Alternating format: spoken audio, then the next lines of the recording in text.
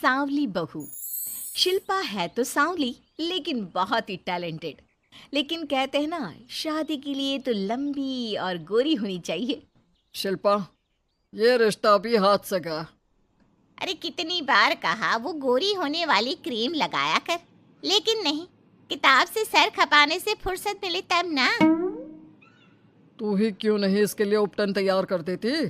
शर्मा जी की बेटी का कम रेट में कितना अच्छा रिश्ता हुआ है। इसकी तो उम्र के साथ ही लड़के वालों की डिमांड भी बढ़ी जा रही है। शिल्पा को ये बातें अब बुरी नहीं लगती थी।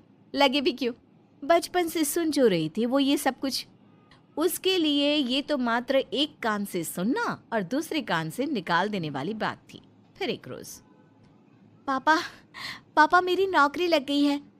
वाह, अच्छा। कहाँ बेटा? न्यूज़ चैनल में पापा, खबरों को लिखना होगा।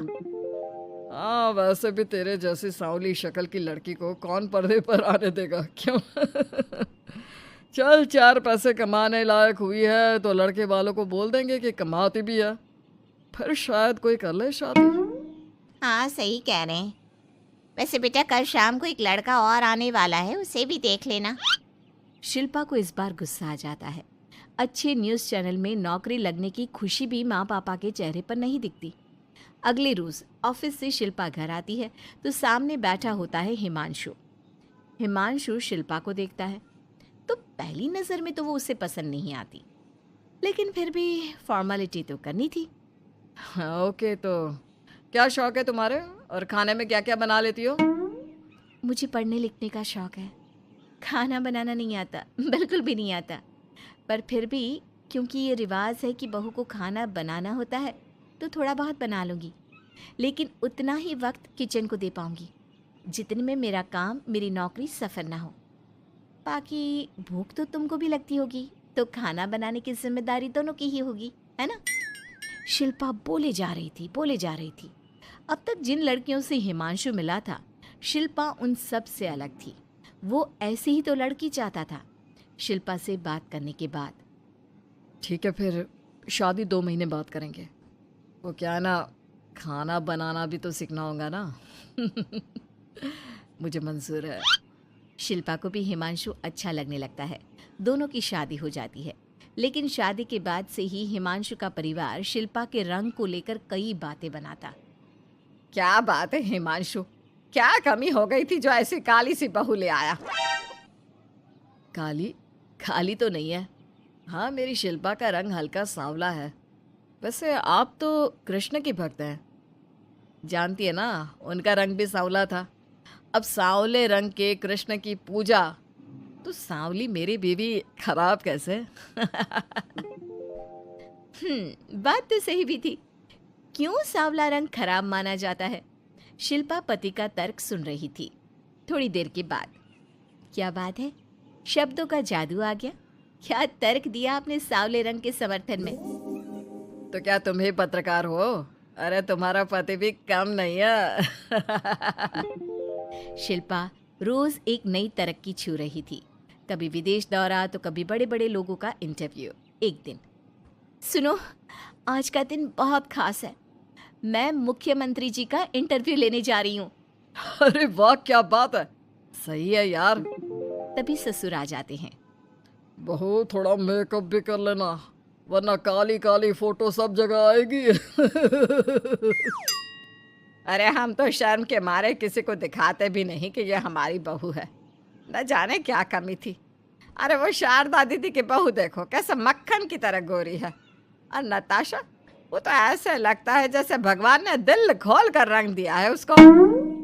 अरे माँ, आजकल रंग नहीं बुद्धि का जमाना है।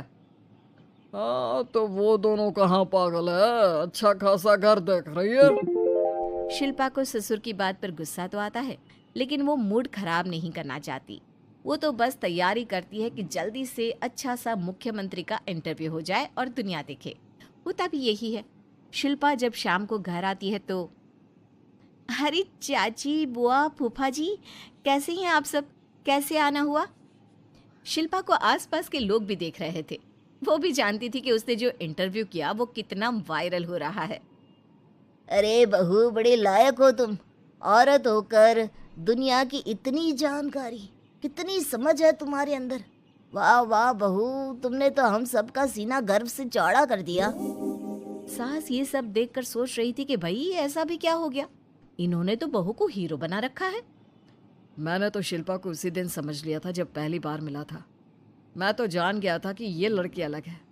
कितनी प्यारी आवाज़ है इसकी और समझ भी लाजवाब। तभी बुआ सास बोल पड़ती है, और एक हमारी बहू है, सारा दिन टिकली बिंदी पर ही लगी रहती है। अरे दीदी, न जाने कौन कौन सी क्रीम लगाती है, अब तो चेहरे पर फोड़े भी निकल गए। कितनी बार कहा कुछ पढ़ाई आगे करके दुनिया में नाम कमाओ, लेकिन नहीं, बस सारा दिन शीशे के सामने खड़ी रहेगी। कोई बात नहीं फूफा जी, वो भी किसी की पसंद हो सकती है। हम लोगों का क्या, एक काम अच्छा कर दिया तो पूछ लिए गए, नहीं तो जमाना तो गोरी सूरत की ही तारीफ करता है। क्यों माँ जी? हाँ हाँ वो क्या है ना, मैं ज़रा पानी लेकर आती हूँ, तू बैठ बहू। हाँ हाँ बहू, तू तो बैठ। वो क्या है ना, आज तो तुझसे बहुत सारी बातें करनी है। ये बता, कैसे दिखते हैं मुख्यमंत्री जी सामने से? जैसे टीवी में दिखते हैं वैसे ही दिखते हैं क्या? आए दिन लोग शिल्पा से मिलने आते, उसे अपने स्कूल या दूसरी जगह पर चीफ गेस्ट बनाते। ये सब देखकर पति तो खुश होता, लेकिन सुंदर बहू का सपना सास की आंख से उतर ही नहीं रहा था। फिर एक रोज, शिल्पा, पापा कहाँ है? माँ ज़मीन पर गिरी पड़ी है, वो बेहोश हो गई है। शिल्पा की सास को गंभीर बीमारी हो जाती है और फिर आप लोग अपनी माँ की किसी बात को मना ना करना, उनका दिल कमज़ोर हो चुका है। दिल में कोई बात लगेगी तो उनके हार्ट अटैक आने के चांसेस हैं, तो समझ रहे हैं ना। कुछ दिनों में ठीक होकर सास घर आ जाती है और फिर एक दिन, देख बेटा, मैं मरने से पहले एक सुंदर बहू का चेहरा देखना चाहती हूँ। अरे मैं नहीं चाहती कि तू इस काली कलूटी के साथ रहे, छोड़ दे इसे। अरे कल को तेरे बच्चे भी ऐसे काले पीले पैदा होंगे और फिर हमारा खानदान देखने लायक नहीं होगा। शिल्पा सुन रही थी, वो परेशान हो रही थी। वो सोचती है कि एक बार वो अपने पति से बात करके देखेगी। सुनिए ना, मुझे आपसे बात करनी है। मुझे भी शिल्पा, मैं माँ के बिना नहीं रह पाऊंगा, तुम समझ रही हो ना। शिल्पा को दुख होता है, लेकिन वो क्या करती। वो हिमांशु को तलाक देने का सोच लेती है और फिर शिल्पा, माँ की हालत फिर खराब हो रही है, क्या करूं? माँ को सबसे बड़े अस्पताल में भर्ती करना होगा।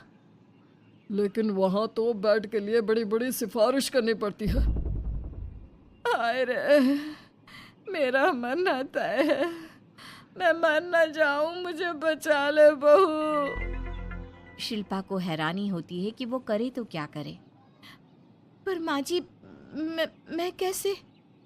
बेटा, मुख्यमंत्री जी से बात कर ले, उनसे बड़ी सिफारिश किसकी हो सकती है? तू बोलेगी तो शायद तेरी सास की जिंदगी बच जाएगी। शिल्पा सिफारिश से सास को बड़े अस्पताल में भर्ती करवा देती है, जहां लंबे समय बाद सास ठीक होती है। लेकिन इस बीच एक दिन भी शिल्पा उन्हें देखने नहीं जाती। सास जब घर आती है तो एक सुंदर सी लड़की उनका स्वागत करती है। ये कौन है और शिल्पा कहाँ है? मुझे तो मेरी बहू ही चाहिए। माँ, कैसी बात कर रही हो?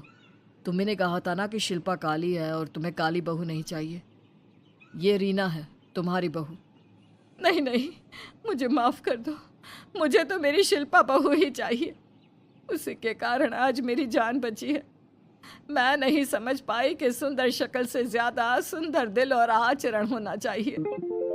लेकिन अब क्या, अब तो देर हो चुकी थी। हिमांशु भी जानता था कि आत्मसम्मान वाली शिल्पा अब उसकी जिंदगी में वापस नहीं आएगी।